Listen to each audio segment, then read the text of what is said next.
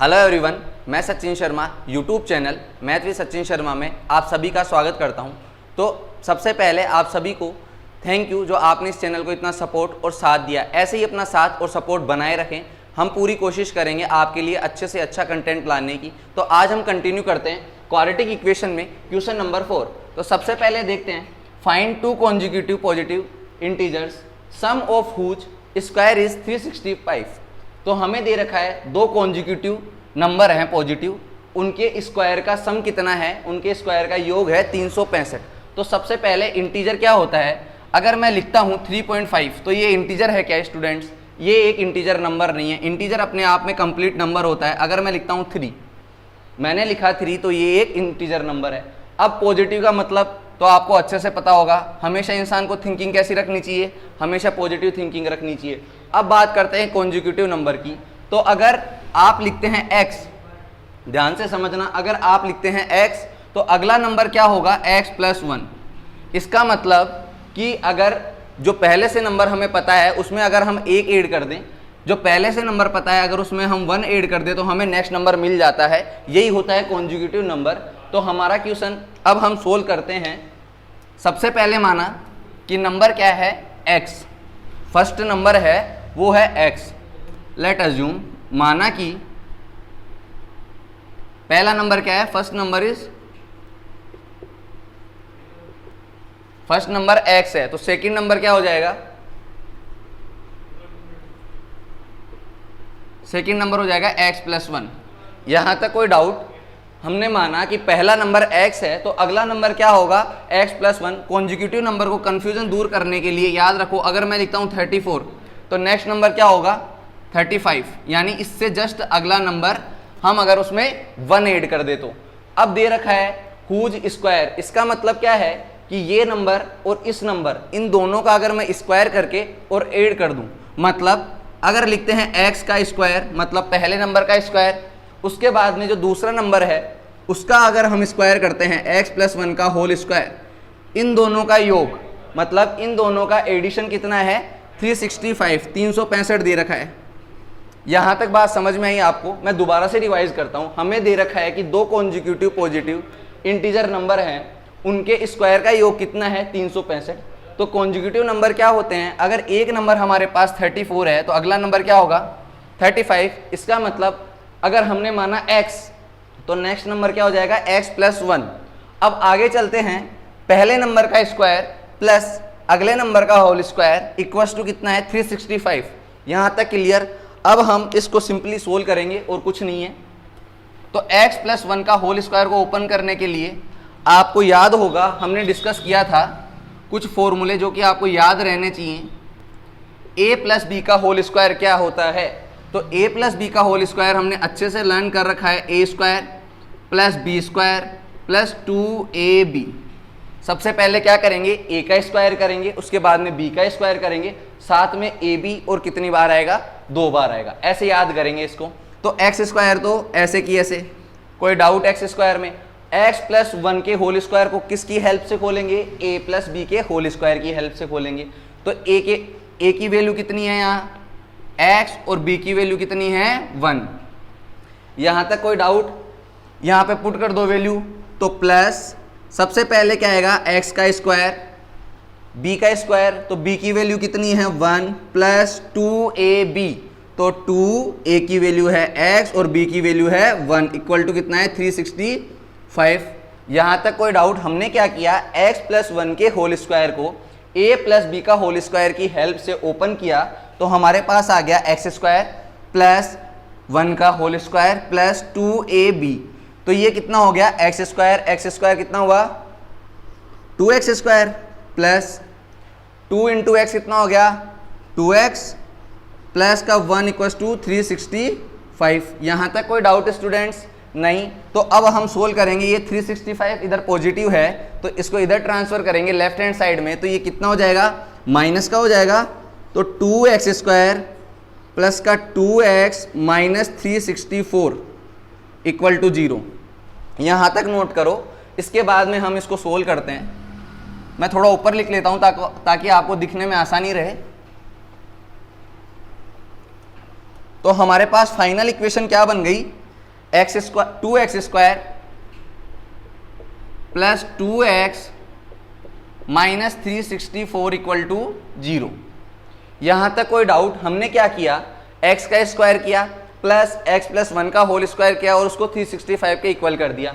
उसको जब सोल्व किया तो हमारे पास फाइनल इक्वेशन क्या आई, 2x स्क्वायर प्लस का 2x माइनस 364 इक्वल टू 0। अब एक बात कॉमन देखो, यहाँ क्या है 2, यहाँ क्या है 2, और अगर इसको ध्यान से देखें तो ये भी 2 का मल्टीपल है। तो अब हम क्या करेंगे, इस इक्वेशन को 2 से डिवाइड कर देंगे। तो 2 से डिवाइड करते हैं तो यहाँ कितना आ जाएगा, x का स्क्वायर प्लस 2 से डिवाइड करेंगे तो यहाँ कितना बचेगा, x माइनस 2 से डिवाइड करो, इसको 2 से डिवाइड करेंगे तो ये 1, 8 और 2, इतना रिमाइंडर बचेगा। हमने क्या किया, इस पूरी इक्वेशन में 2 है कॉमन, तो 2 से डिवाइड कर दिया तो कितना बचा, x square plus x minus 182 equal to 0। अब हमारा क्या काम रहता है, सबसे पहले आपको याद होगा हमने क्वाड्रेटिक इक्वेशन स्टार्ट किया था, तो सबसे पहले कैसे पता लगाते हैं कि कोई भी जो इक्वेशन हमें गिवन है वो क्वाड्रेटिक इक्वेशन है या नहीं। उसके लिए एक बेसिक और स्टैंडर्ड फॉर्म हमने पढ़ी थी, a x square plus b x plus c equal to 0। आपको ये अच्छे से याद होगा कि यहाँ a की वैल्यू नॉट इक्वल टू 0 होना चाहिए। क्यों होनी चाहिए, अगर a ही 0 हो गया तो एक्स स्क्वायर बचेगा क्या, यहाँ बिल्कुल नहीं बचेगा। अब हम इसके फैक्टर मेथड से रूट फाइंड आउट करने के लिए क्या करते थे, याद करो a इंटू सी, सबसे पहले यही काम करते थे। तो a की वैल्यू तो यहाँ है 1, b की वैल्यू है 1 और c की वैल्यू कितनी है 182। यहाँ तक कोई डाउट, a की वैल्यू है 1, b की वैल्यू है 1, ये कैसे आई, इनके कोफिशिएंट, एक्स स्क्वायर का कोफिशिएंट कितना है a, तो यहाँ एक्स स्क्वायर का कोफिशिएंट कितना है 1, यहाँ एक्स का कोफिशिएंट है 1 और ये कांस्टेंट की वैल्यू कितनी है 182। तो अब हम क्या करते हैं, a इंटू सी का मल्टीप्लाई करते हैं तो ये कितना आ जाएगा 182। इसको सोल्व करेंगे तो अब क्या करते हैं 182 इसके फैक्टर करेंगे, और फैक्टर को किस तरह से अरेंज करते हैं कि जोड़ने या घटाने पे हमारे पास जो वैल्यू आए वो किसके इक्वल आनी चाहिए, वो आनी चाहिए b के इक्वल। तो हम करते हैं 182 के फैक्टर। तो मैं इसका फैक्टर कर रहा हूँ, सबसे पहले 2 से डिवाइड करेंगे, ये तो 9 1 और 13 इंटू 7 कितना होता है 91 होता है। तो ये हमारे पास फैक्टर आ गए, यानी फैक्टर कितना है 2 इंटू 7 इंटू 13, ये हमारे पास 182 के फैक्टर आ गए। मतलब 2 गुणा 7 गुणा 13 करने पे हमारे पास 182 आता है। तो इसके फैक्टर कितने आ गए 2 गुणा 7 गुणा 13। तो अब हमें इसको किस तरह से अरेंज करना है, स्टूडेंट्स ध्यान से देखेंगे कि हमारे पास b की वैल्यू कितनी है 1। तो अगर मैं इसको लिखता हूँ 2 इंटू 7 तो ये कितना होता है 14, 14 इंटू 13 करेंगे तो भी वैल्यू कितनी आएगी 182। इंटू करने से कोई चेंज हो रहा है क्या, नहीं। लेकिन हमारे पास अगर मैं 14 में से 13 को माइनस करता हूँ तो वैल्यू कितनी बचेगी 1, और हमें यहाँ कितना चाहिए 1।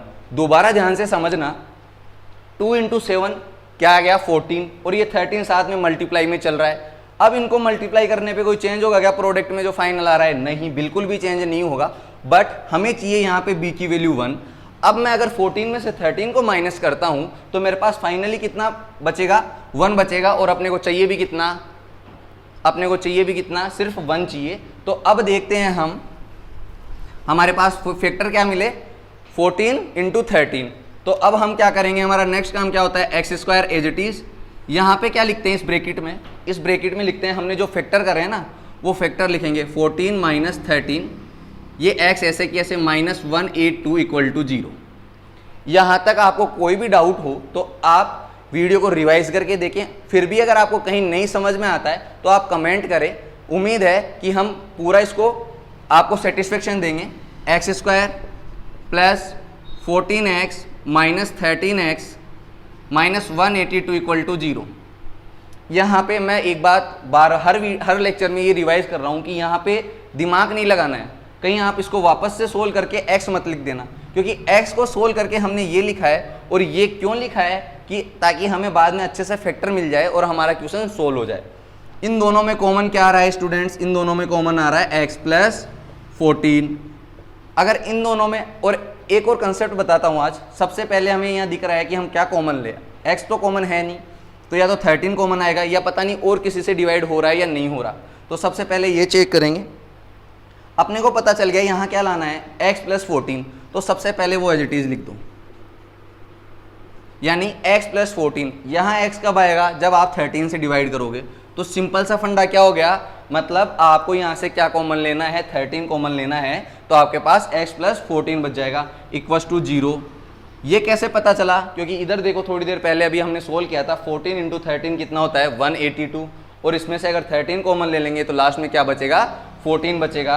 तो हमारे पास फाइनली क्या आ गया, आप इतना नोट करो, मैं मिटा के इसको ऊपर से स्टार्ट करता हूँ, वरना नीचे फिर आपको दिखेगा नहीं, और दिखेगा नहीं तो समझ में भी नहीं आएगा। इसलिए आपको कोई भी किसी भी प्रकार की दिक्कत नहीं होनी चाहिए, इसका पूरा ध्यान रखा जाता है। फिर भी आपको कहीं कुछ लगता है कि सर आप ये इंप्रूवमेंट करो तो थोड़ा अच्छे से समझ में आएगा, उस चीज़ को आप कमेंट में मेंशन कर सकते हैं, हम उस पर भी पूरा ध्यान देंगे। तो यहाँ पे क्या है हमारे पास x plus 14 into x minus 13 equal to 0। हमने अभी जिस इक्वेशन को सोल्व किया उसको लास्ट में क्या मिला, x माइनस 13 एक्स प्लस 14। अब हम देखते हैं ये 0 कब हो सकता है स्टूडेंट्स, ये 0 हो सकता है या तो ये 0 के इक्वल हो या फिर इसकी वैल्यू 0 के इक्वल हो। तो ये 0 के इक्वल होगा तो x की वैल्यू कितनी आ जाएगी माइनस का 14, और ये 0 के इक्वल होगा तो x की वैल्यू आ जाएगी 13। अब थोड़ी देर क्वेश्चन को एक बार फिर से ध्यान से देखेंगे तो यहाँ लिखा हुआ है पॉजिटिव, और पॉजिटिव का मतलब आपको स्पेशली पता है कि ये पॉजिटिव है क्या, इसमें माइनस साइन साथ में लगा हुआ है, तो कैसे पॉजिटिव हो सकता है, मतलब x की वैल्यू माइनस 14 हो नहीं सकती। अब हमारे पास x की सिंगल वैल्यू बच गई कितनी 13, x की वैल्यू हमारे पास क्या बची है 13 बची है, तो अब हमारे पास x की वैल्यू आ गई 13। तो हमारे पास फर्स्ट नंबर क्या हो गया 13 और सेकंड नंबर आ गया 14। यहाँ तक क्लियर। ये 14, ये वाला 14 बिल्कुल भी नहीं है कि माइनस 14 को प्लस कर दिया। याद करो, एक बार ध्यान दो, हमने पहले क्या माना था x, उसके बाद में क्या माना था x प्लस 1। यहाँ पे x की वैल्यू पुट कर दो, x की वैल्यू पुट करेंगे तो ये आ जाएगा 13 और x प्लस 1 कितना हो गया 14। तो ये है हमारे क्वेश्चन का आंसर, यहाँ तक नोट करो। नेक्स्ट क्वेश्चन हम नेक्स्ट लेक्चर में करेंगे, तो चैनल को शेयर और सब्सक्राइब करना नहीं भूलें। अगर आपके साथ आप 12th क्लास के लिए और 10th क्लास के लिए प्रिपेयर कर रहे हैं तो चैनल को सब्सक्राइब करें, और पूरे लेक्चर मैं पूरे स्टैंडर्ड और पूरे बोर्ड स्टेप पे बेस आपको प्रिपेयर करवा रहा हूं। आप चैनल को सब्सक्राइब करें और कंटिन्यू सारे वीडियो को वॉच करें। Thank you.